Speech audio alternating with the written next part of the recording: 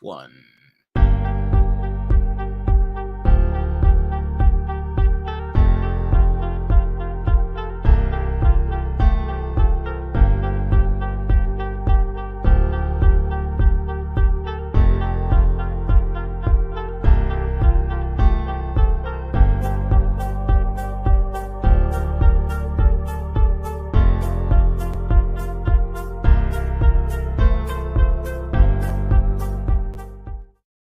Well, what is going on, everybody? This is the Cloud9 podcast, season 6, episode 23. So that means two things. The first thing is that this is the end of season 6. So if anybody is new here to the channel, we cap out the seasons at 23 episodes. So this is the end of season 6. We will begin season 7 next week.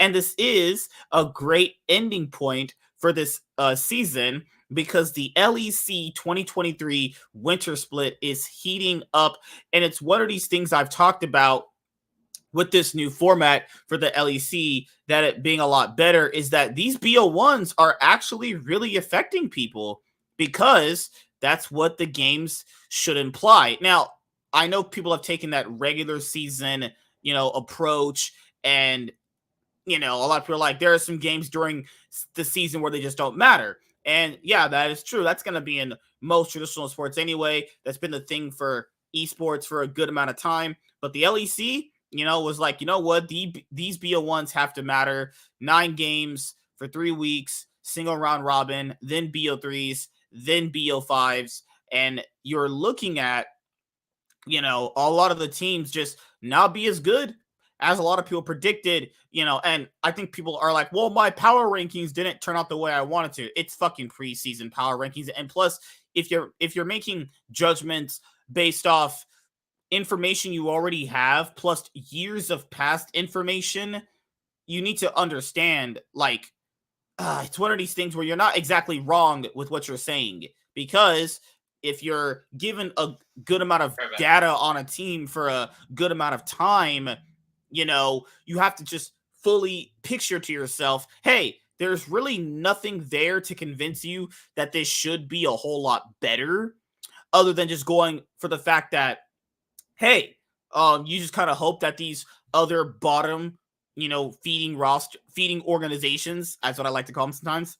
Like, you just hope these bottom organizations that the LEC has had for a little bit, just improve. And that's pretty just much it, unless they can directly improve, which is what they're doing right now, which actually looks pretty good, and we'll talk about it in just a moment.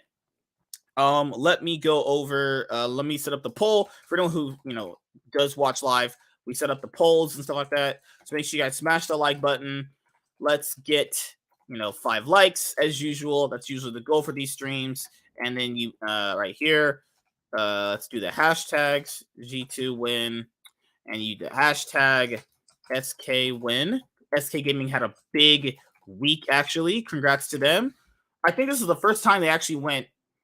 No, I think this is the first super week they ever had where they went 3-0. I think so, actually. All right, so let me pin that. Let me sign out of my second account and then go back to it on my main account. And if anybody is wondering what happened to me, on Twitter, yeah, apparently my account is permanently suspended right now. Will I ever get it back? I really don't know, actually, right now. It's one of these things where I always make sure I have a backup account, because, you always should have a backup in most things. That's why sometimes I got to realize to myself, I got to keep extra girls around for backup, right? I'm just kidding, you guys.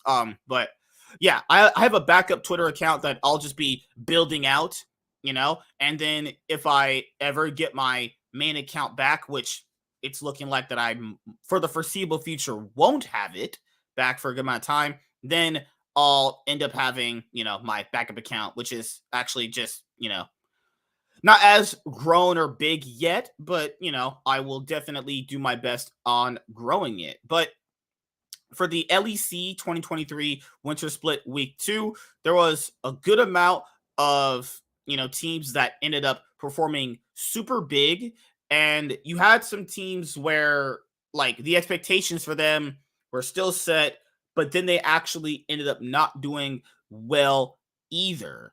It's one of these other situations where, you know, how much weight does a team actually go through in preparing for everything versus like what is actually happening on the stage, because you seem to think that if a certain team is performing very well in scrims, then, well, how will that translate to the stage? Because we've heard, many stories of like certain teams doing very, very well in scrims, but on stage, they just simply cannot replicate the same success in scrims than on stage. And that's always been a problem with certain teams, in the past. And, when you're looking at like rosters like Excel and Fnatic, who have not been performing very well, I think it's another thing to simply understand uh where is this all gonna end up coming from? Uh Rosales, what's up, man? How you doing?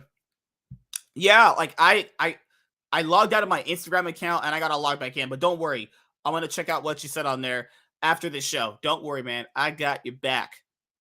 So, the other things that I wanted to make sure I brought up with this episode is, well, for me personally, I will start talking about Excel. I think Excel is the team that a lot of people, you know, had this expectation for going into this year, and it literally just didn't end up happening so far. Specifically, based around just a lot of things for Excel. So I think the number one reason why Excel are not doing very well is the play style surrounding the team. Otawamne is a player where he's been a bright spot of Excel. He's had some pretty good, you know, times in lane, but not really as much as you think. Like he's gotten solo killed consistently. He's been wandering around inside lanes and just kind of dying off. I mean, he has looked good in some of the games, but just nothing really there for Otawamne to do. But Otawamne's looked the best out of the players on Excel. Xerxes just has completely been running it down every single game. Like he's just been completely fucking up every single way possible. And as people would know, Xerxes is a like farm passive weak side jungler, kind of like Santorin, where like he doesn't really even provide ganks all that much. He's more like a jungler who will just cover you if you're getting, dove. He's not going to really be proactive at setting up the dives. He's just not getting good. I know what the problem is. Oh, sorry about that. They remind me of 20. You remember 2021 Misfits that had a bad start to the season, and they didn't make playoffs, and then they got better. They got better the next split, like a whole turnaround. Mm-hmm. I think the problem is that they don't know if they should play through VTO. They don't know if they should play through Patrick. They don't know if they should play through Otawamne. It's like, and their drafting has been really suspect too. Yeah, because some people ask, like, well, why did Vetio get Talia? But if you don't give him Talia, he just doesn't do anything, though. Talia is a champion where if you give it to someone, you're expecting them to, like, get out of lane, go make plays around the map, dive bot lane, dive top, depending on your lane setups, right? If the lane is ready to be dove and you can dive with the minion wave crashing into the turret with enough people there and the bot lanes want to trade, you expect, hey, my Talia will go down there and dive the bot lane. The problem here is like Vetio is just not that kind of player, because people have sorely misconstrued what he did on Misfits. Now, he played well on Misfits. Like, I don't think no one's going to disagree with that. The issue here is people have to factor in how did he play well on that Misfits roster? They literally funneled all the resources into him, and it was a thing of Zanzara in the summer split in particular was playing Poppy, and, well, Poppy is an engaged champion to the point where you have to just run in and straight up just engage into people. So Zanzara had that ability where he wasn't even good, but as long as it was on Poppy, he would engage, and VIT just followed up. That's it. Also you gotta remember too that like I wouldn't say Patrick is a superstar, the number 2 guy. So now you got the number 2 guy and the number 1 guy, and also they're trying to like these drafts have just been like too complex. Like a lot of teams, if you've noticed, like they're like, you know what, we're gonna stop trying to be LPL because we can't play. I don't know if you know this, but like Cassante is 5-12 in the LEC. 5-12. Oh yeah, okay, yeah. All the wins on Cassante have been off of Evie, because none of the Western players can play him. Right. Because we had the LCS show, and I think I forgot who brought it up, but they're like, Cassante is just too broken. It's like, no, if you watch Cassante in any other league, he definitely can be beatable. It's definitely doable. It's just he has a lot of counters. He has like I mean, I was just watching Champions Queue before we started the show, and Adam picked Garen into the Cassante. Like you can literally pick Garen. He has a lot of counters. It's just that a lot of people don't know. Like a lot of people don't know how to play like Gwen. Like we saw Gwen bust out by Wonder. We saw like the Jax, the Fiora, but that's the thing is like Fiora is like a LPL, LCK type of champion. It's not you don't think of when you think of Otawane or like I don't know Broken Blade. You don't think of Fiora. I mean, let's just be honest. I mean, I think these guys can definitely play these champions well. The issue here is there's a clear difference in how like Photon played Jax versus how someone like Otawane plays Jax. You know, they're just two different players, and the mechanics are just so different to the point where like that's what people just don't understand. Like if you see champions like Jax and Cassante and Gwen and all these other top laners in the LPL and LCK get utilized very well, and you see a Western player pick that champion up and they're not doing too well on it, well, guys, there is a mechanical difference there. And, you know, not everything is perfect in these other regions either, but we're talking like more like on the top end level, like the actual good mechanical players piloting these champions to a very like successful level. Like when you watch Otawane play Cassante, it was like, oh shit. Yeah, but then when you watch every you're like, we need to ban this champion. Even Fudge played Cassante, and it was like, okay, that's at least a bare minimum. Wait that's a minute. Good enough. I saw that game. First of all, he was fighting against basically kindergartners and a retirement crew of retirement home players. Let's stop it. You would go to the retirement home and fight old people, Warren? You are a piece of shit. Yes, I would. Like, first of all, I didn't even want to talk about LCS. There's a bunch of monkeys over there anyway. So my thing with XL is all the players are just too passive. Like if you actually watch that game they played up against, what was the last team they played up against? I forgot. They played up against, I think, Astralis. Astralis got their first win. But did you see the laning phase of Patrick and Targamas? That laning phase was awful between them. Like it was just fucking monkeys and chimpanzees and baboons just fighting each other. I was sitting there going like, God damn, these fucking people suck. So let me ask you a question now. Now that we've gotten 6 games, right? Who do you think was the real problem, Flacket or Targamas? I think they're both weren't great either. But maybe because I know you don't play bot lane too much, but you know this concept, right?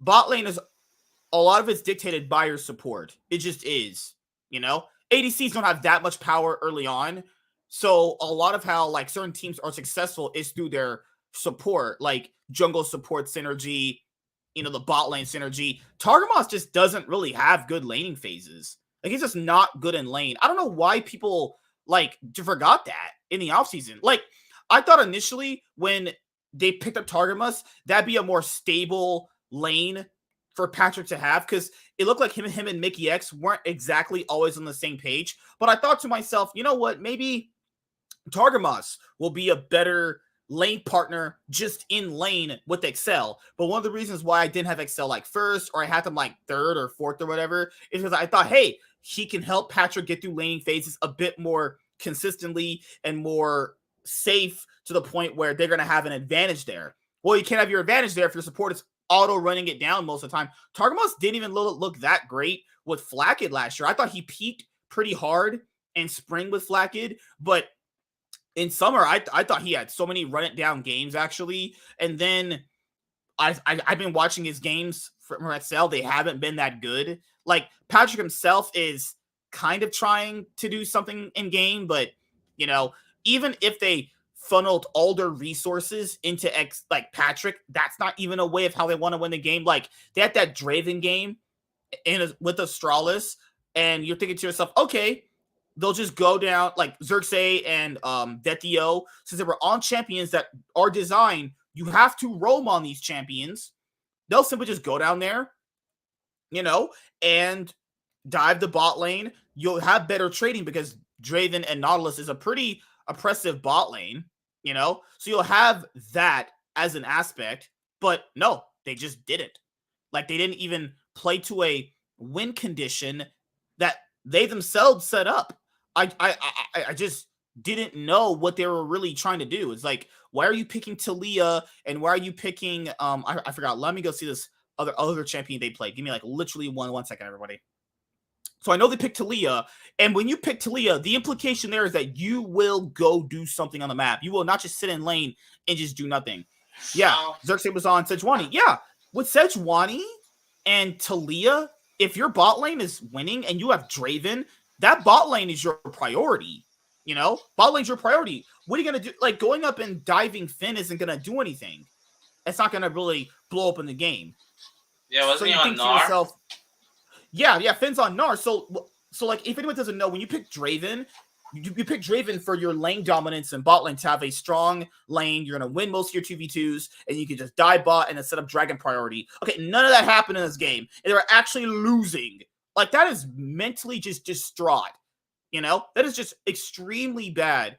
And another thing with a lot of these players is there's no player to just get them going. It just seems like they've just lost faith, Like the mentality of when they lost to Astralis was, geez, I hope we don't get up on stage and lose to Astralis. That'd be fucking catastrophic, right? We can't be that bad. No, seriously, you are that bad and you are absolute garbage. Oh, you know what?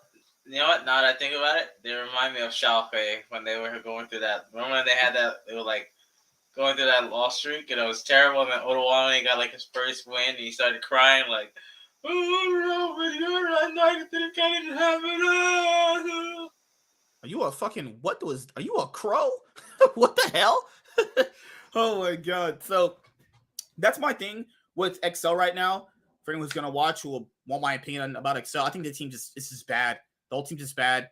I don't think they're bad. I just think they don't know how they want to play the game. Like, they have to switch out some piece. Like, you're gonna have to do something this week. So like Vetio's breaking down on stage. Like, he was crying? I didn't see that.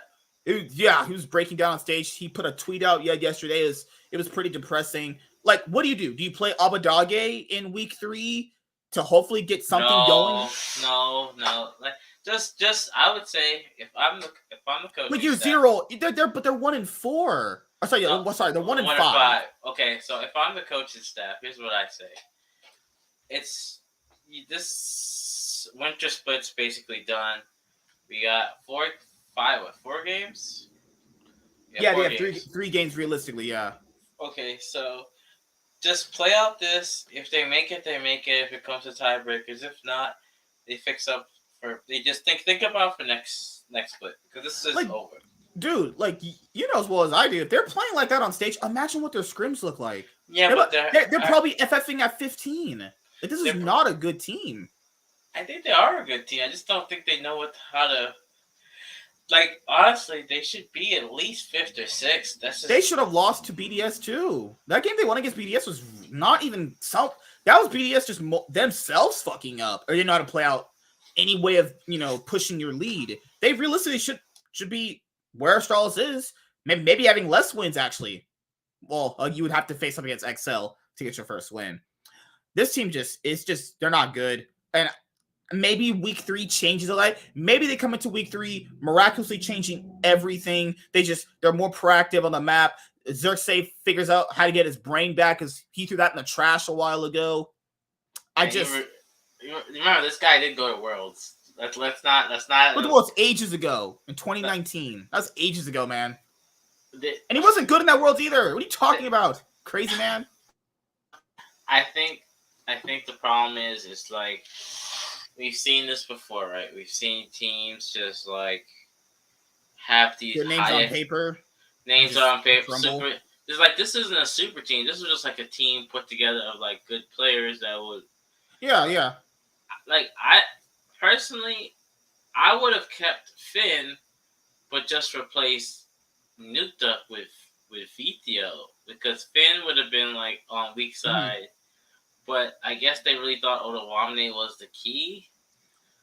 Mm-hmm. Maybe it was the Marcoon angle because you look at Marcoon, even in the SK Gaming losses last week, Marcoon has honestly looked like one of the best junglers in the LEC. Yeah, like he's at least at some point. His brain turned on. He was like, I have hands. I can play the game now. Marcoon was on Excel. Marcoon was on Excel. And he looked like he was just scared of everything. Now that he's not on Excel, maybe it's the coaching staff of Excel. Maybe it's just the general playstyle of the players. I mean, if you're an Excel fan, like if Excel can't do anything with a roster like this, that's pretty concerning. Like they managed to make playoffs with a suboptimal, bad constructed roster last year. They made playoffs both times, obviously going straight to the, lower bracket where you only have the one shot to win. And both those series were close and they both went to 5 games. There's a realistic chance that if they played out their Fnatic series just a bit better, they would have went to Worlds over Fnatic. It was a very real possibility. The thing here is that now you have better players and you go, okay, they probably won't be going through the same issues they had last year because they have a bit of better players than they did. But it turns out, even if you get better players for an org like Excel, the results are still the same. They're just not that good, Either it's something with the coaching staff or it's something with the scrim environment. Because like last year they had not objectively, they had just, if you look back at the players, they had considerably worse players than you do thinking going in to this year. Like, Nuke Duck was not good last year, but he was stable enough and was proactive enough to get them teams down on the map. Like, if Vetio doesn't do anything on the map, Vetio can't just wait and just do nothing. Like, that's not what you want in your mid laner. And he was given Talia. Guys, you need to roam. I'm sorry, Talia, you need to get off your ass and roam. That's what Talia does. She doesn't sit in lane and just win lane. Or lane phase is not even that great to begin with as a champion. Like, if Otawamne is your best player, no disrespect to him, but, like, that's not how you're going to be winning games here. Patrick can't lane with Targamas because Targamas took his brain and threw it in the trash. So he doesn't have a brain. So the realistic chance of Excel making playoffs, like Warren said, is very slim, honestly, because I'm pretty sure – I know they face SK Gaming. I know for sure they do. That's not – guys, that's not going to be a win. You see how – aggressive SK Gaming were? SK Gaming, baby! People actually think they can actually beat SK? Like, I don't know how SK Gaming are going to perform in the BO3s because, BO1s are just, that's the nature of BO1s. You are not going to convince me right now the way Excel just played and the way SK Gaming just played that Excel can beat them. No, fuck. Well, I wouldn't predict for that unless you're legitimately on crack. We're working our way from the bottom. I'm just going off just the teams because Excel was the biggest one because Excel just played so fucking bad over these weeks, man. Well, also, so week 3 for Excel, they face Team Heretics. That's definitely a game they could lose. I mean, Heretics are very volatile, right?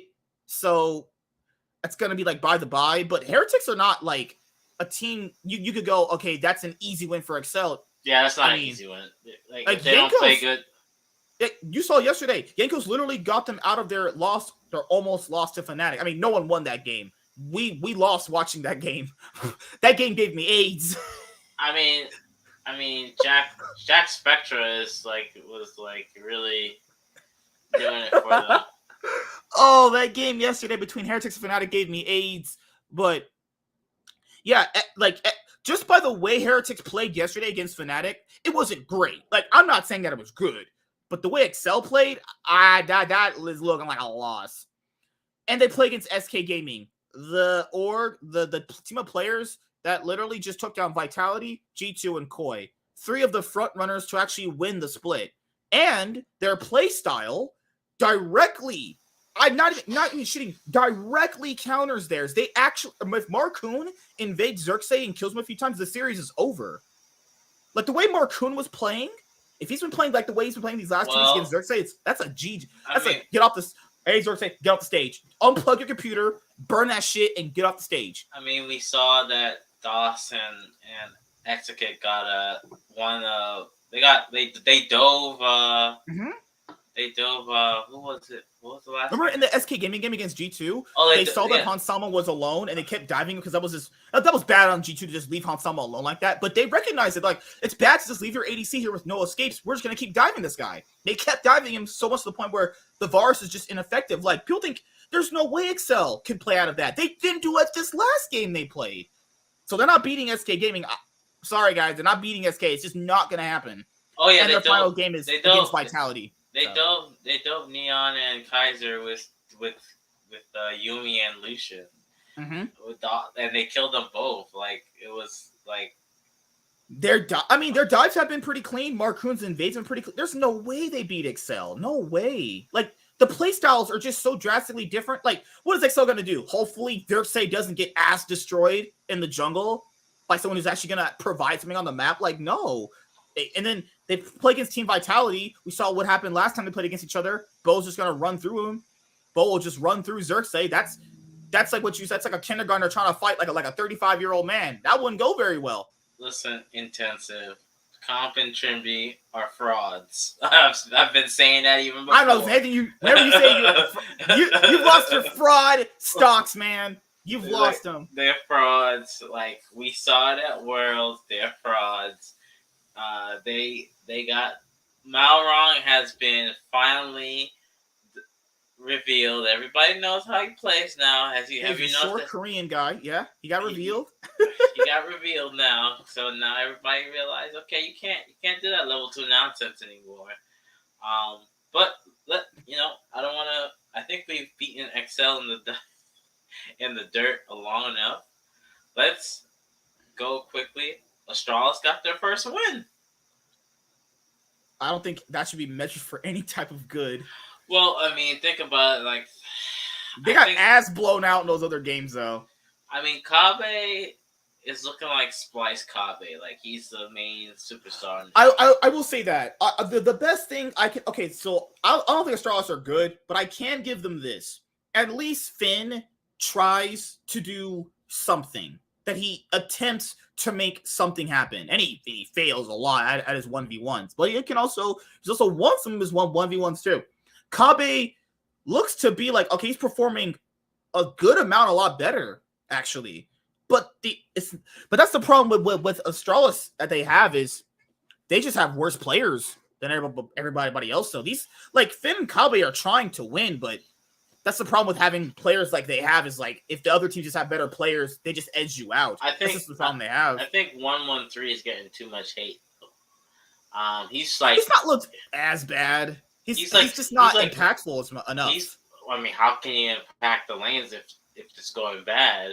He's trying to make plays, and he's still trying to be aggressive, and he can't really do much. Like, and remember, he is a rookie. I don't know. Young Buck's a fraud too. So I mean, because let's be honest, Young Buck made his career on G2 when he had perks. Wait, Young Buck was on G2 and Fnatic, and he won the 6 titles with them. But people said, hey, if you just give him a better roster, he'll work his magic. Yeah, we've been working that magic for a good minute here.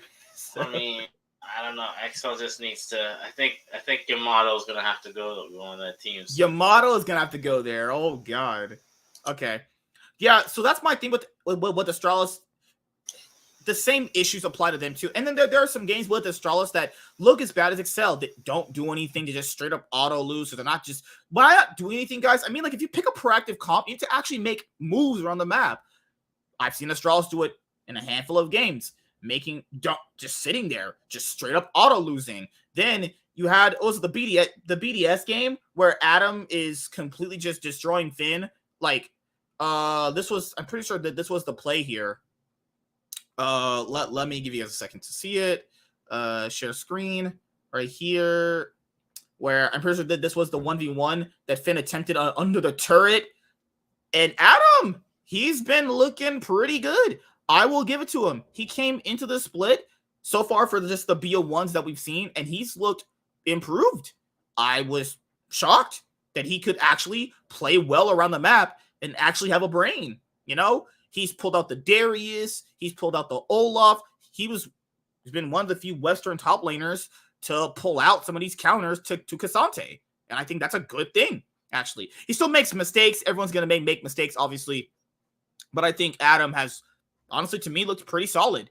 He's been winning a lot of his laning phases, impacting his lanes by finally doing what people actually wanted him to do. Move out of the map, move out of the lane, impact your team, team fight very well, TP, actually, dive the back line, just similar stuff like that. I've really enjoyed seeing Adam finally perform at this level because people have just not been getting that from him.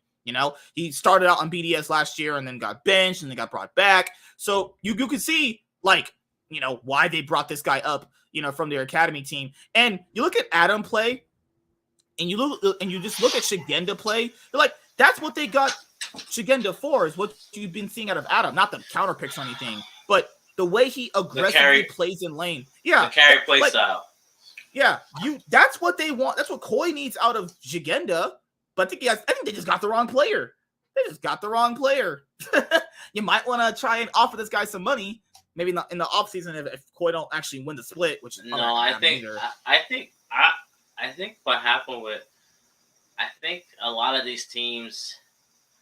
I think the better question is: do you think the format has gotten to these teams though? But is that a good thing though? I'll ask you that, because even you've said this.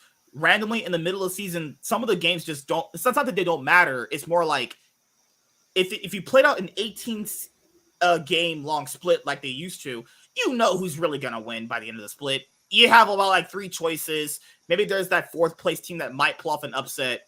So I think this is a good indicator of who can handle the pressure, who can actually play very well in certain environments where you don't really have to show a lot. You just have to show that, you can make the best decisions right now just to win games. Because the thing here is some of these teams that do look good in BO1s right now might just crumble in BO3s. Guys, BO3s are another whole beast in of itself. Like BDS, SK, and Astralis. SK and BDS might not be that good in BO3. So BO3s is such a much different beast, because that's just the what's the word that Riot always uses? That's just the nature of BO1s, is that you can pull off these upsets, because back in the other format, you could drop games to these kind of more lesser known orgs, right? And it really wouldn't matter because it's an 18 game last season. You go, oh, we'll just improve. Next time we'll beat them. Yeah, there's no next time. There's only 3 games with these guys. Well, to be fair to I think BDS, with Adam winning on champions like Darius and Olaf and all these champions, it really now I think BDS is gonna be a problem because do you ban his Darius? Are you gonna really waste bans on Darius and Garen and and Olaf? That because then you're leaving open Jax and Cassante and all these other top laners. Have you liked Crown Shot so far? I think he's been playing good. I think Crownshot and Lebrov is coming back together, just like Mickey and Hansama is a good story, because you see that some people are just better together and the grass isn't greener. Some people are just better working together. Right, yeah. Than they are. Because Lebrov with Karzi looked like he didn't even have a brain. He was functioning like a damn zombie on stage. Yeah. But with Crownshot, he actually he doesn't roam around the map like he should. He's never going to be strong at that. He's just going to be good at helping Crownshot or Crowny win the lane. And now, everybody, BDS is looking like they are actually a pretty solid LEC team. That's good. It's awesome to see that, actually. So That's been my opinion about BDS. It's nice to see Adam perform like we thought, like we coming in to like when he was on Fnatic, he never really had those kind of performances. He was exceptionally overrated about his actual impact, on Fnatic. But and then at Worlds, just getting massively destroyed. 2022, massively destroyed, getting benched in the summer split, coming back. He's definitely worked on a good amount of his issues that I've seen so far. And now he's actually able to, carry and be that carry player that people thought he would be coming in. And, Koi picking Jigenda. So my thing with Koi, Rogue, this is Rogue to me. They ain't no fucking Koi. That's a shitty ass fucking name. I hate that name so much. What can I say about good old Koi? What can I say about good old Koi?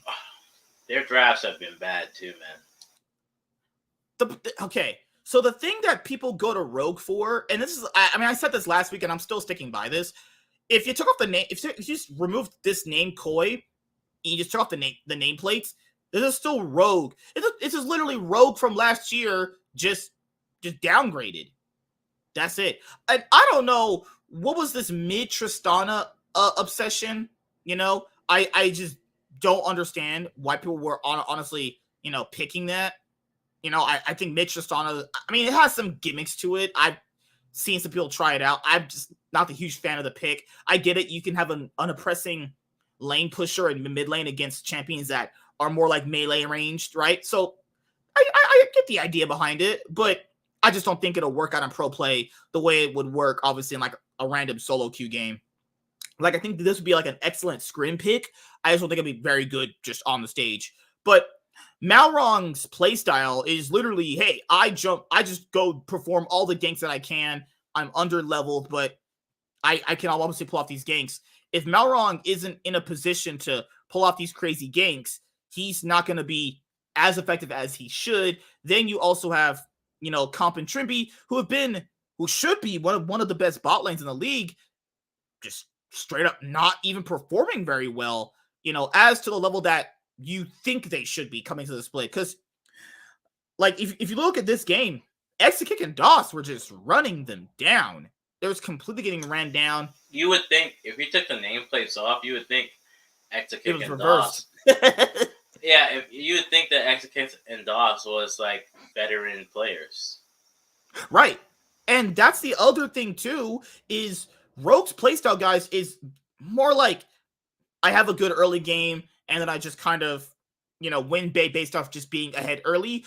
And if you're not ahead early in Rogue or Koi, they don't have a good, like, mid to late game. They just don't. They've always been, hey, I get my early game advantages, I move faster on the map, I'm smarter around the map than these other teams, and then I just win. That's not been their case. Now, I think people have been kind of like overrating the Otawamne point. I don't think I don't think he provided what everyone thinks he provided to the team. I think he provided some leadership, certain leadership qualities. I think he provided some stableness to their roster when he joined, but I don't think he was this overlord guy that everyone's talking about. Like, oh yeah, Otawamne would have had this and this and done this, and he got the team rallied behind each other. People to understand that other coach that they had also was very instrumental in that Rogue's roster success last year when they made finals in spring and when they won summer, right? It wasn't just Otawamne, it was also the coaching staff involved in that point as well. And so people are probably going to ask, like, do I think that they can make top 8? I hope they can pull it together for week 8. There's a good chance they don't make top 8. That would be crazy that the summer split champions who kept literally most of their roster and switched out. I repeat, one person couldn't make the best of 3 stage. It's a very real possibility. I know people are saying Fnatic won't make it, and we'll get to them next. Koi are in the same position. They're literally in the same position, guys. Koi, the summer split champions who made top 8 at Worlds, couldn't make the BO3 stage. It's a very real possibility. They're not looking good either. I think what happened is that the level of players are getting better. So, like, Trimby, I think Trimby and comp are good, but I think they're just underestimating your players, and they're not thinking, oh no, we're comping Trimby. They're not going to try anything. They're not going to 2v2 dive us. They're not going to do this to us. It's one of those things where you're like, Also, you're right too. Ezreal, Nami, bot lane. Like, guys, we could spend all day going over why Rogue's draft is bad, but that should be self-explanatory about why it's bad. You pick Tristana into Akali. That's an automatic loss. You pick Ezreal, Nami into Lucian Yumi. If you can't functionally understand why that's bad, I can't save you. God himself can't come from the heavens and save you. That's just a bad. It's just a bad comp. You put your hyper-aggressive ganking jungler Malrong on Maokai. How troll is that? Just there's Vitality. They put Bo on Maokai, and I was like, all right, loss. You put your hyper-aggressive ganking jungler on Maokai. Really? At least give the fucking man a trundle. At least give him a trundle. Maokai, really? And if you look at this game, guys, about how well SK Gaming played it, about how well they played, does XL have a shot at winning these? Like, the way they played these last 3 games, there's no shot XL win this. Their season's over. You can't watch these SK Gaming games and go, XL can beat them. You are fucking retarded if you believe that. Your brain ain't nowhere near working. Let's go XL. I hate you so much. You just disgust me. Okay, now let's go to the Big Daddy Boys Fnatic. Fnatic. Spam static for Fnatic. I hate you. I hate you. Okay, what do we say? What do we say about Fnatic? Okay, I think Rux is bad. I was gonna say that too, but I do agree. I just want to be the guy. I don't even think Wonder's playing that bad. I think Rux is just bad. Oh, he's not playing bad. He's playing dog shit. Oh my god! Because Fnatic face. Let me go see who they faced again. Sorry guys, we have all these games to watch. There's so many. All right, BDS, and they beat it. See the thing, Fnatic's schedule was BDS that they lost to, who are definitely playing a whole lot better. XL, that's a free win for anyone. And then you play up against Team Heretics. That was such a sloppy game. That was so sloppy. Oh my lord. All right, so Fnatic have so many issues. I will say this. Fnatic have an extremely bad early game. They have actually, because I think the casters, they brought it up from their observers. Fnatic have literally one of the worst early games in the league. And what did I say last week? If a team can just blow them out in the early game, they're not going to be able to win. They had bad early games in week 1. They got super lucky with that Koi game. They should have won that Koi game. Koi were ahead in that game. So even if you realistically think to yourself, oh, they should have won that Vitality game. They threw that Vitality game. That was, like, people also forgetting, Bo and Photon are having a great game during that, Vitality game. So Fnatic really weren't throwing in that game. Bo and Photon definitely clawed that game back for them. They got smashed by G2, and they all obviously should have lost to Koi. Realistically, they should be 0-3. This is not a good team pretty much at all. Like, Humanoids had some straight up run it down performances. You saw that level 1 invade that they were. You saw when BDS, I think, invaded into them right here. It was, they tried to fight them level 3. BDS knew they were stronger. And right here you have Reckless Arcane shifting in. Humanoid trying to collapse. Humanoid realizing, wait a minute, I'm in a 0. I don't have those damage really on. Dies. He's right there just running it. This team just runs it in these 3v3s. It's Fnatic. I guess they're impersonating Hillsang. Well, I mean, would you get rid of the only 2 players that gave you wins last year? The reason why they were winning games this year, I mean, Hillsang ran it down, but he did run it down with upset, and they were the only reasons why they were getting a lot of their wins, especially in spring and summer. Then you have Wonder, who is just getting completely fucking destroyed. Just Adam on Olaf just running him down. Like, this Fnatic roster, it's so many problems. And then you look at the Team Heretics game, which we're going to look at in just a moment. They're in a position to win. They actually have a good early game. They actually move around the map. They actually do something. And then they have no idea how to effectively close out the game. Now, that Heretics game, I mean, you had Jack Spectra popping off on Zeri. But other than that, if you're looking at just this game and the one they won against like XL, like this is just so bad. Like Fnatic are in a position where they might not make top 8. I mean, they'll if they win their next 3 games, obviously they'll put them at 5 wins, maybe tiebreakers, maybe, you know. But Fnatic's next games are up against Mad Lions. And that's like, do they win against Mad Lions? Really? Do they? I mean, that's probably going to be more Mad Lions favored if Mad Lions can at least have a good early game. If they pick an early game comp that gives them the ability to just, steamroll Fnatic in the early game, then Fnatic faces Stralis, right? I got a better question. Better question. Yeah. Who do you think makes it, Koi or Fnatic? Shit. Let's bring the real question. Koi or Fnatic? Because one of them's not making it. Yeah, it's a very real possibility now that both are not making it. I want to say Koi. I just don't have faith in Fnatic at all. Like, my faith in them is completely just done. After I saw the Heretics game, I was like, fuck this. This team is just straight up bad. At least for Koi, I have seen like some redeemable performances out of them.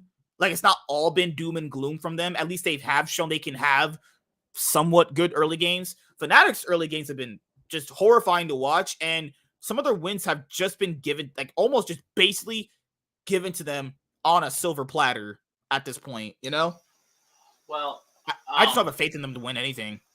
What if this Intensive brought up a good point. What if it's a tiebreaker between Fnatic and Koi? Fuck.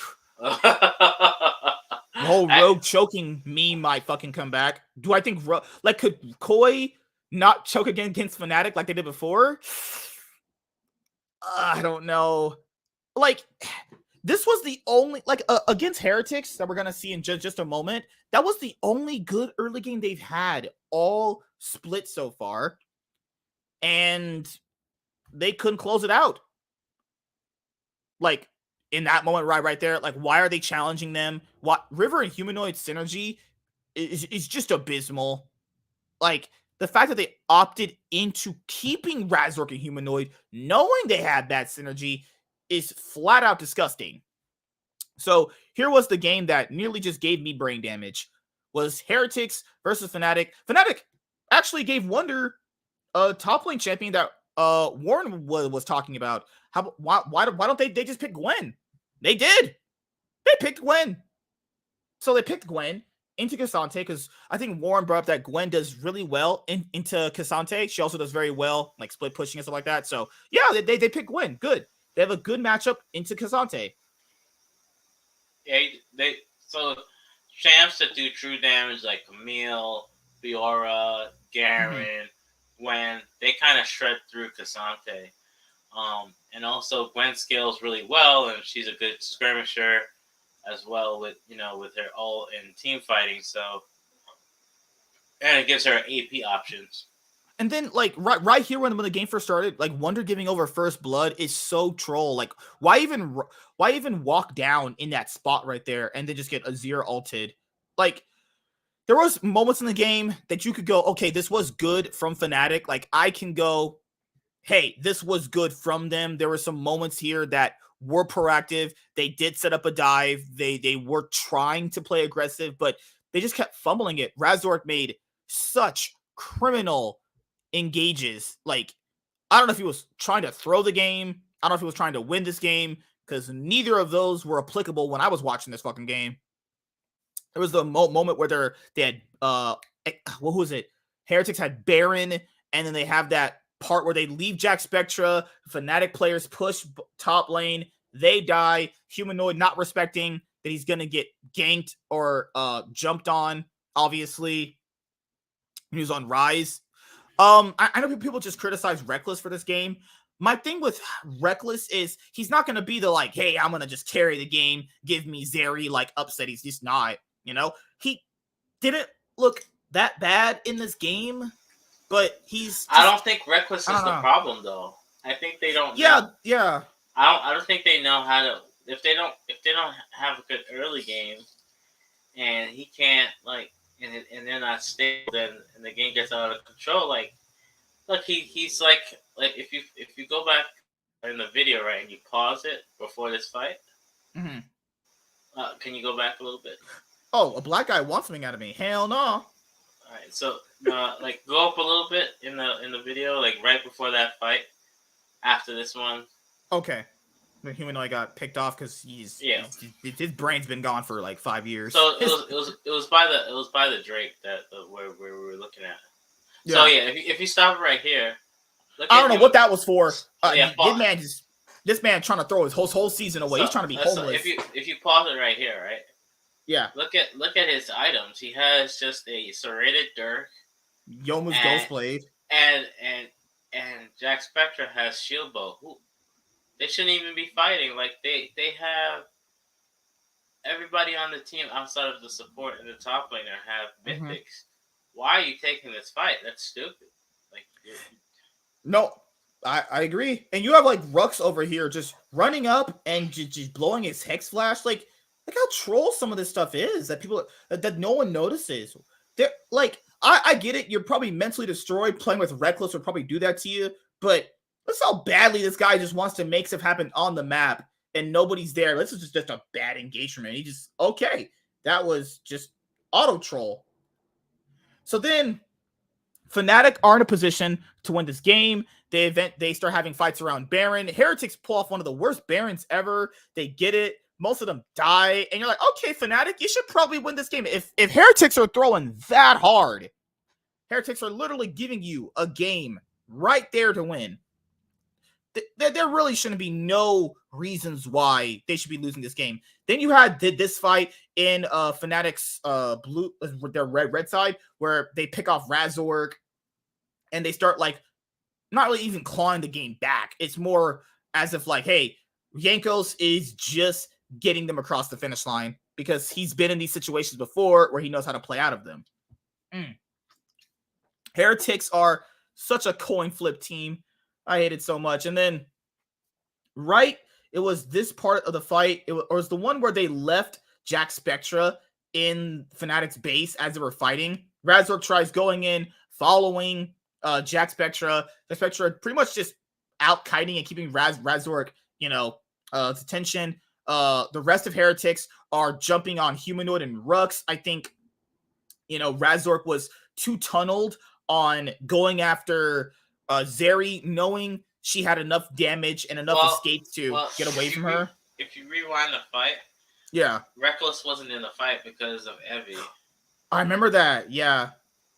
So that's a lot. Like you see pause it right there. Yeah. Oh wait, no, keep going. I'll tell you when to pause. Okay. All right. So. Yeah, Reckless ults Evie. Evie QSS's it, right? I think he just did that. No, Reckless is right.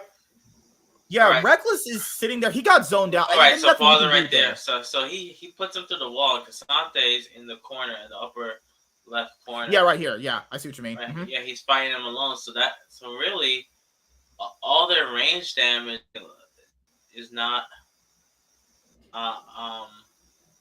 there. So what do you like? Fnatic is like, it's basically a 4v.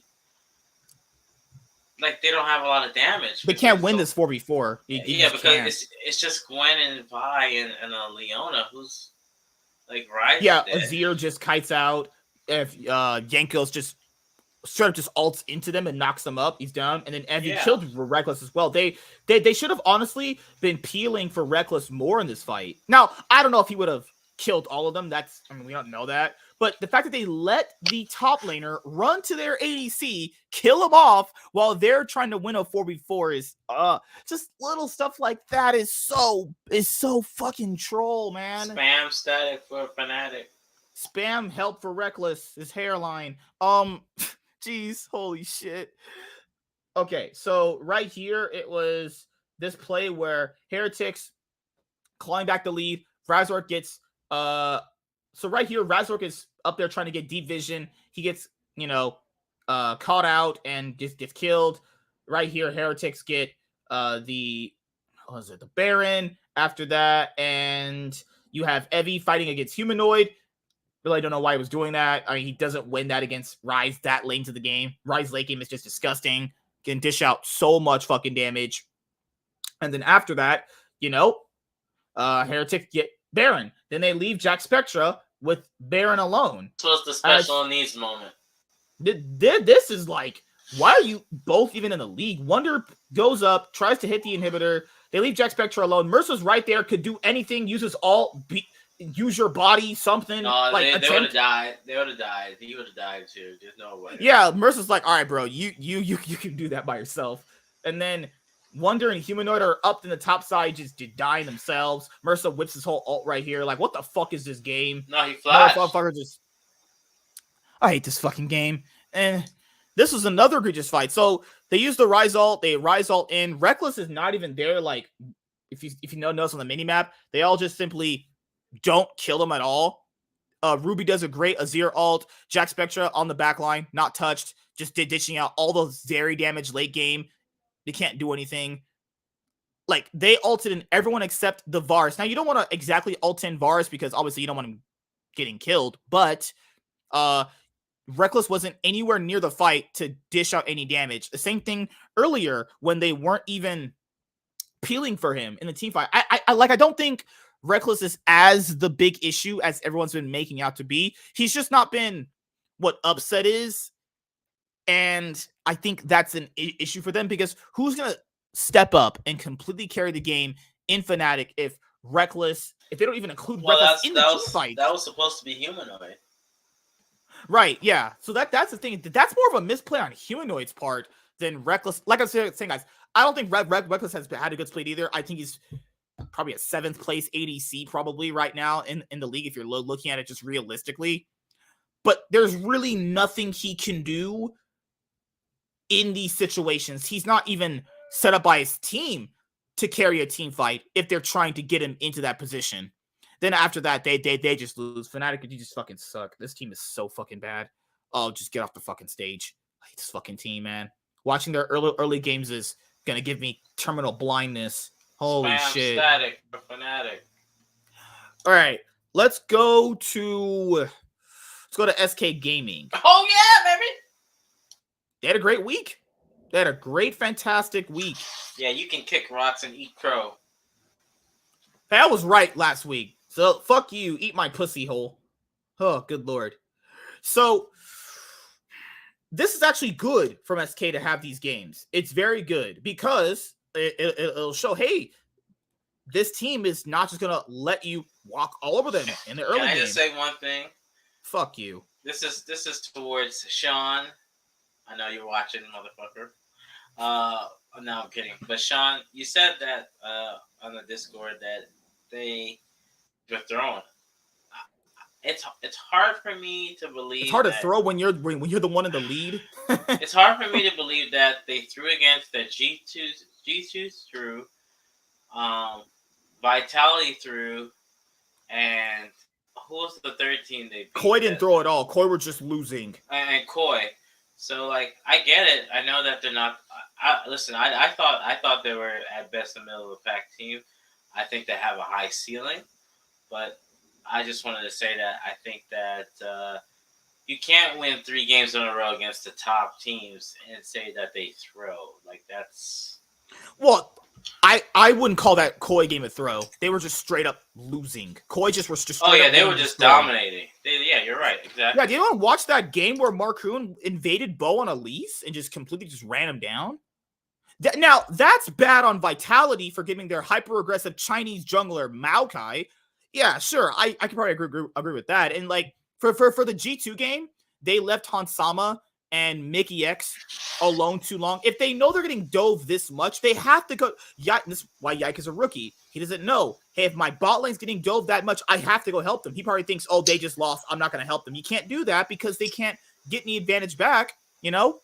To be fair, Maokai is actually a very good pick. The problem is that the lanes he he needs winning lanes, right? And if the lane that's winning is losing, then he looks like it's a bad pick, but it's a power pick.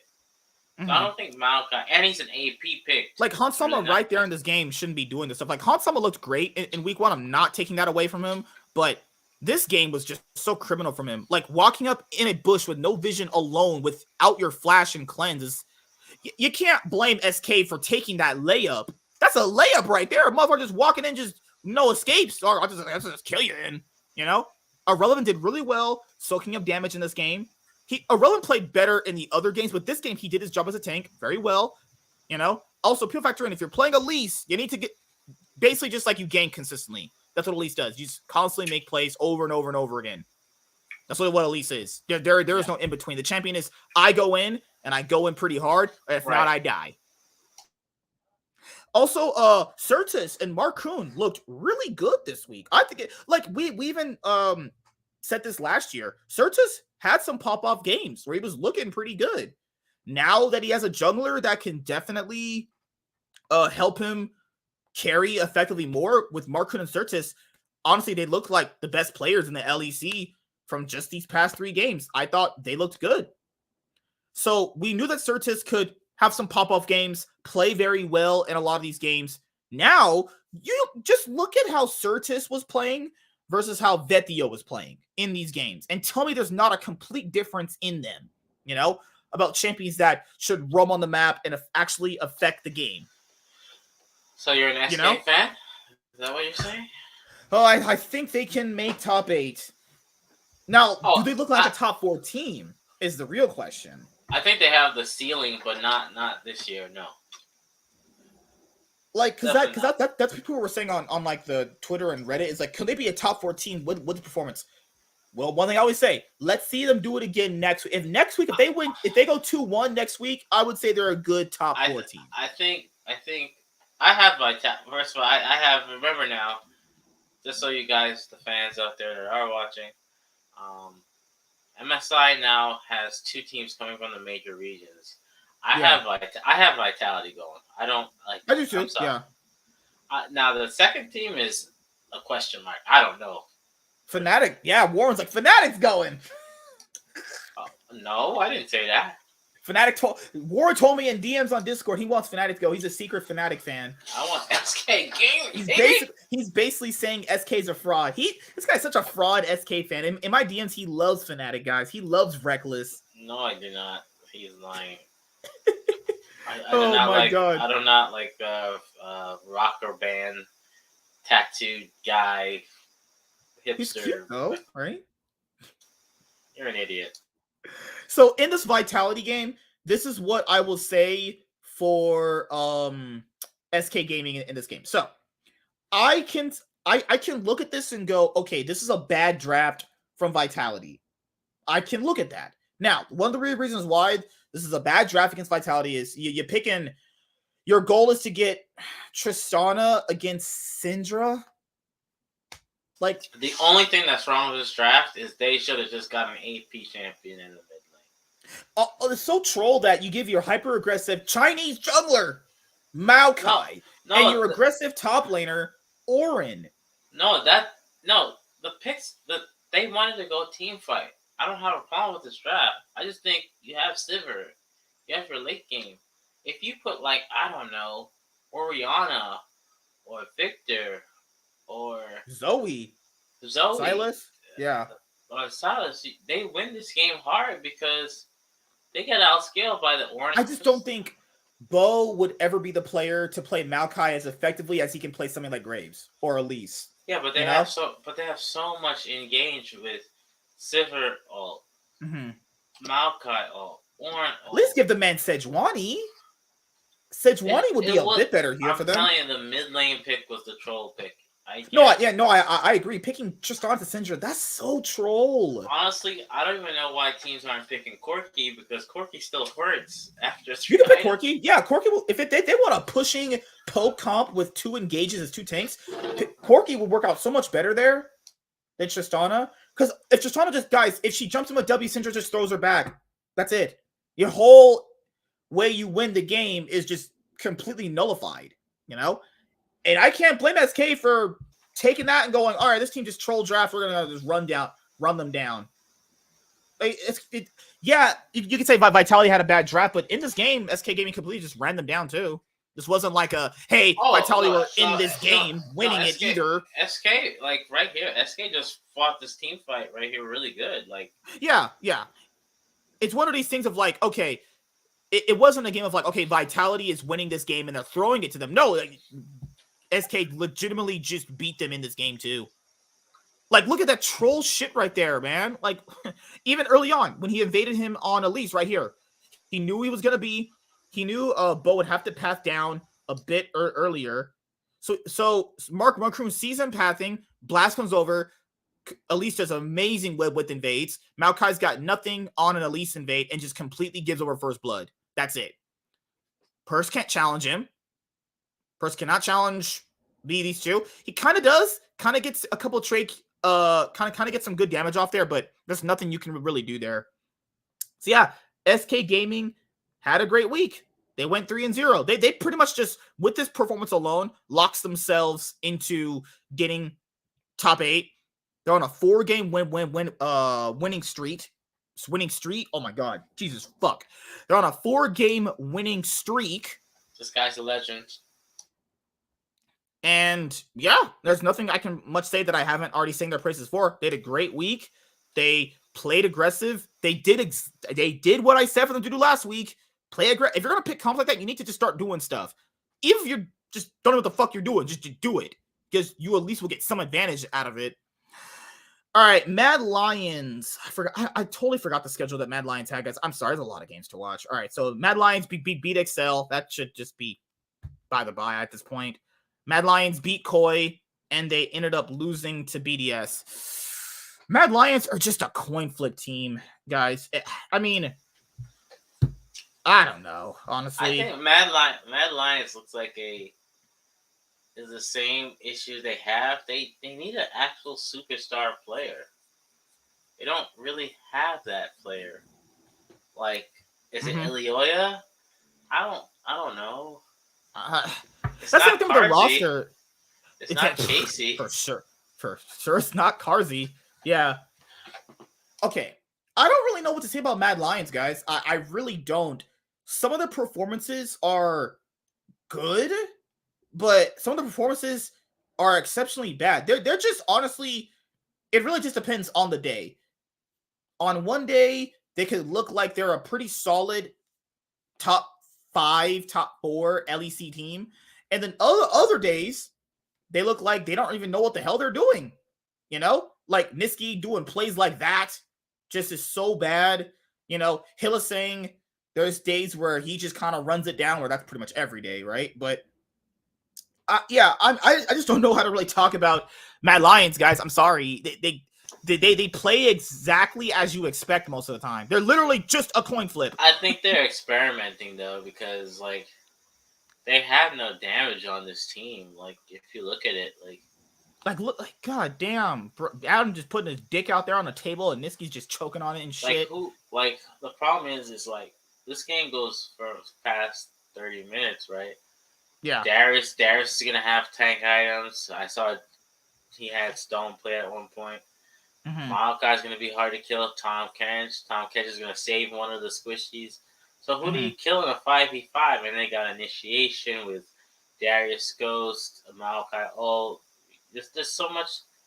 Like, the thing is, like, what do they have? Like I said, Sejuani ult, a Thresh. I actually like that Team BDS pulled out Tom Kench too. Like, I don't see why people don't pull out Tom Kench more.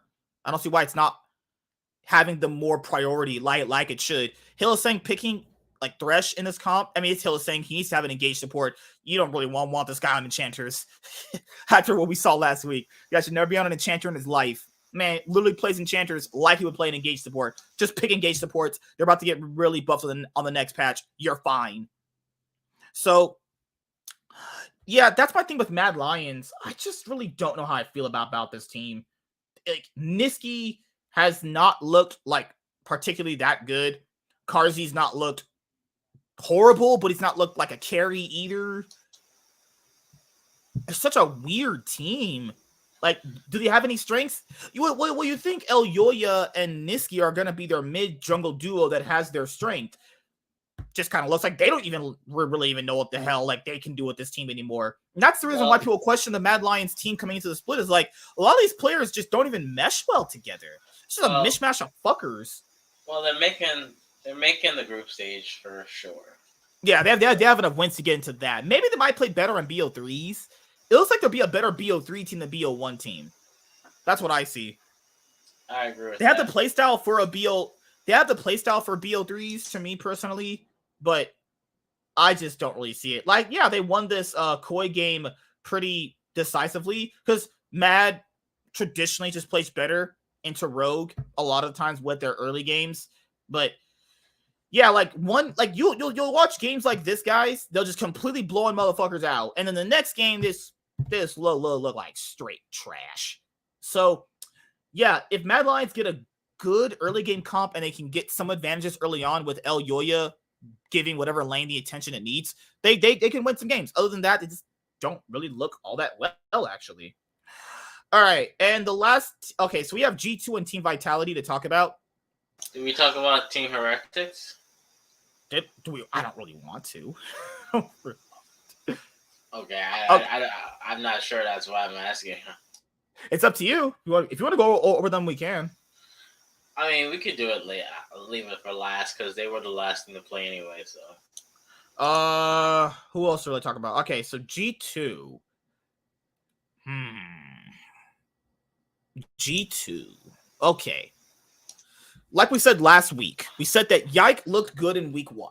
But the issue here is, what is the problem with week 1, everybody? Week 1 has a lot of overreactions and a lot of like things where you can't really take a lot of things away from because there's just not too much games, right?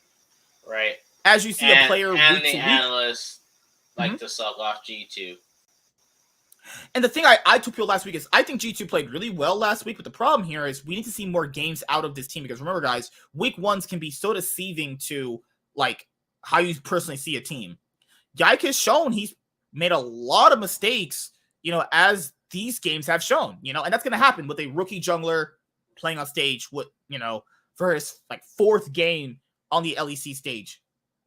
I don't mind the Udyr pick. I was kind of wondering why Udyr wasn't more picked actually in the LEC. Maybe pros just don't value the pick as much, because in the Heretics game, G2 just blow out Heretics. That wasn't even, close. But then in the SK Gaming game, in the Team Vitality game, Hansama and Mickey X just didn't look as in sync together. Like, they're not a bad bot lane, but I think they should try to incorporate this idea into Yike, which is if you are actually going to have a bot lane as strong as them, they should have some level of a priority. Maybe that's just their thing is like, oh, we'll just leave our bot lane on an island, but we're going to put them on carries. Well, you can't just leave your bot lane on an island, but put them on carries, but not give them any resources. That's just not a good idea to do. Because where else is Yike attempting to play through then? Like, is it Yike attempting to play through Broken Blade, which isn't only going to be like the most effective thing? Is Yike going to be playing through caps? I think that's their team's biggest issue is where are they going to be putting their resources? I think personally, you should be putting your resources probably into the bot lane. That has shown that if you give them a good amount of resources and you do gank for them, Hansama and Mickey X can carry some games. The issue here is Caps being on Rise isn't the worst thing, but Caps hasn't looked that effective on a lot of these picks. Like, he's not been like the worst LEC mid laner, but he sure hasn't looked like the Caps that we remember, right? And yeah, Intensive brought it up. G2 have to be ahead to really win. They thrive on having that really, really good early game. So if G2 have a good early game, then they're going to obviously be doing pretty well. As we saw with the SK Gaming game, as we saw with Team Vitality, if they're put behind, they don't really know what they're doing right now. And that's going to be a problem when you're bringing in a rookie jungler like Yike. So my thing with G2 is you need to kind of figure out, okay, who are you playing through? Like, that's the biggest question. Are you playing through Broken Blade? Are you playing through Caps? Are you playing through your bot lane? I think they're It feels like he's lost on the map sometimes. I think they're trying to stay away from Caps because, like, if they go to an international event, they want to have a backup plan. So I get what they're doing. Yeah. But I mean, I don't know. I think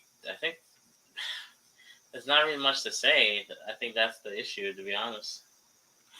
And I mean, we've talked about Team Vitality enough throughout talking about the other teams. Like I said before, guys, this does look like a top 4 LEC team. You know, they did play pretty.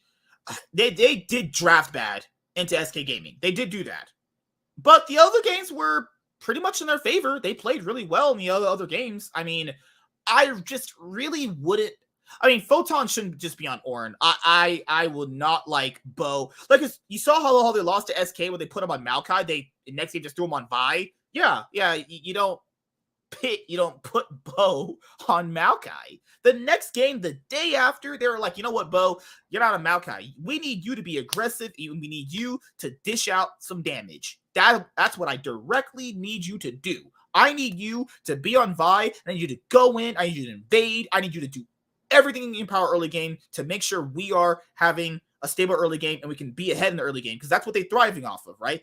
Bo needs to be able to facilitate them to get ahead early on, because, I mean, Neon and Kaiser, they're a bot lane where they're just going to be a stable weak side bot lane. That's what Vitality have needed for most of their rosters throughout, ever since they came into the league, actually, you know?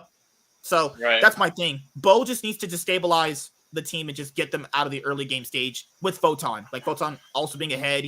This guy, like, this top side is like really good, guys. This is a scary team. Yeah, I don't want to be the team, because I think Vitality is going to pick their opponent, so they're going to pick the weakest team. I don't think I'd want to fight Vitality. Like, if Perks is, you're pulling out the Cassiopeia, okay. I mean, Cassiopeia and Syndra should be picked when there's mages in the mid lane anyway. I mean, it's kind of crazy how Cassiopeia and Syndra just haven't been as priority, and teams are only focusing on Akali and Azir. No, you can pick Cassiopeia, you can pick Syndra. It just depends on what you're pairing them up with, because, like, you factor in this draft, like, if they're picking Cassiopeia, that throws another wrench into another champion that they're gonna have to, you know, kind of contemplate for. Where if you have the Petrifying Gaze, I mean, Udyr, Cassante, and Lucian, they have to run at you. Petrifying Gaze kind of nullifies most of that, you know?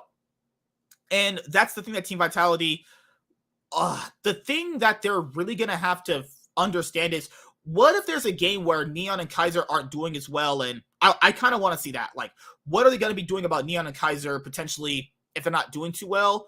But that's not something that they're really ever going to have to, hopefully, get into the biggest position of having an issue with. Because if you're just giving Neon and Kaiser, well, the most stable bot lane picks with some level of engaged, then I think they'll just be just fine. All right. Team Heretics. Mersa is trash. I think that should be not an understatement. So what do you think about Team Heretics? What do you think, man? Because that Fnatic game, holy fucking shit. Who did they play against? Yeah, Heretics went, what, 1-1? No, they went 1-1. They went 2-1. They went 2-1. I don't know. I think first off, don't give Evie Cassante. Let's start out with that, please. Right. Yeah, we should probably stop doing that. Second of all, Jack Spectra admitted that he's been making rookie mistakes. Yanko seems like he's rusty, or it's just old age. I don't know. And Ruby has been consistent, so and Evie has been consistent in the top. He's only played Cassante, so I really don't know what to say. I think they are in the standings where me and you predicted them, like middle of the pack. They can win on a good day. They can lose on a bad day. Mm-hmm. They have games where they're just sprinting it, like that fucking Fnatic game. Yeah, they're an above average team. That's really it, to be quite honest. Do we think Team Heretics makes it into the top 8? I think so. I think they'll get there. Oh yeah. Realistically, they're 2 games ahead of Astralis and Excel. They're 1 game ahead of Fnatic and Koi. I mean, coming into this week, their fate is in their own hands right now. They face Excel, which should give them which should, in theory, give them their 4th win. I mean, that is a must-win game from Excel if they actually want to have any chance of making top 8. But realistically, guys, Excel and Astralis are done. I think we have our top 8 right here. That's just me, personally. I mean, if Fnatic and Koi somehow don't make it in, that would be so crazy. And I mean, do Fnatic and Koi really deserve top 8? Probably not, but that's just how the system works, right? Then also right here, Heretics end up facing Mad Lions, which should be a pretty interesting game on paper.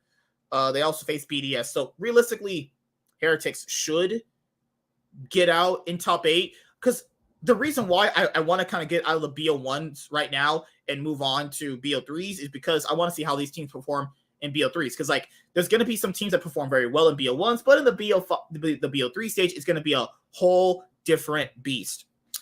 All right, so that pretty much wraps it up with the LEC. I mean, looking back on the takeaways from this week, XL, if they want any chance of doing well, they need to. I mean, they can't make any really big roster moves right now. They have to go on a win streak. Yeah, they just went out the rest of the day. They're on a 3-game losing streak. Koi's on a 4-game losing streak. Ooh. It's looking pretty rough out here for some of these teams. Like Fnatic. If Fnatic don't make top 8, I'm not surprised. They've looked like straight up garbage. Static for Fnatic. Good God. Does Astralis you have any faith in Astralis to make it out? I probably don't, honestly. I don't. I expect them to be like 2 and 4, but not 1 and 5. No. Oh God. Yeah, I think SK Gaming played really well this week. Hopefully they can end out the split, potentially going 6 and 2. That'd be pretty good for a roster of players like that people kind of didn't have the biggest expectations for, because SK Gaming are usually like a 6th, 7th place anyway. Them having a bit of a higher place seeding right now is fine. Team Vitality for sure, I think, are the best team, but are they the best team because other teams are not that good, or are they the best team because they're just that much better than everybody? Well, we'll have to see as the rest of the LEC 2023 winter split plays out. I think G2 also are still a very scary team, but they need to definitely kind of figure out, okay, what is Yike doing? What is our jungler supposed to be doing to our lanes? That's the biggest issue with them. This week, remember, this next week decides who makes it into the group stage. So it's going to be a very make or break week for all the teams. Whew, man. And hey, this just goes to show you that Xerxes sucks and XL are trash. That is pretty much it. All right, everybody. We will end up seeing you next week. Remember, guys, like I mentioned on the Cloud9 podcast episode for the LCS is on Sundays for the Cloud9 podcast, and then Tuesdays are the LEC of the Cloud9 podcast. 2 Cloud9 podcast episodes a week, LCS Sunday, LEC on Tuesday. And if we want to talk about the LPL and the LCK, we'll talk about them, obviously, sparingly on the shows as well. LPL just started back up last night. Yeah, but it was shit games, so it's like, whatever. You don't want to watch anyone's bitch versus World Elite? No, I don't want to fight Titty's testicles. No, I'm good. English, what the hell did you just say to me? What the fuck did you say to me? I don't want to watch TT, testicular titties. Oh, yeah. They have Bitch One on their roster, right? Yeah. No, I'm good. Or Tanky Titties with Huan Fang. Yeah, right? No thanks. I mean, I'll say this about World Elite. Shanks does look pretty good, but I don't think that's going to get them far. I mean, I don't know yet. Do people have them as a dark horse right now? We'll reserve some judgment, guys. We'll reserve some judgment about that. But yeah, the LCK is pretty exciting right now. I mean, if you're not Clid is just straight up fucking awful. Literally put anybody in over Clid. Please, Tom alive. Anybody, like my dog, would play better than Clid right now. He cannot even see the screen. Clid can't even see the screen, dude. Come on, man. Oh my goodness. His eyes are so small. What kind of top ramen did he eat? Your head is so big, but we still think you're okay. Oh my god. All right, guys. See you next week. And yeah, everybody. Peace. See you soon.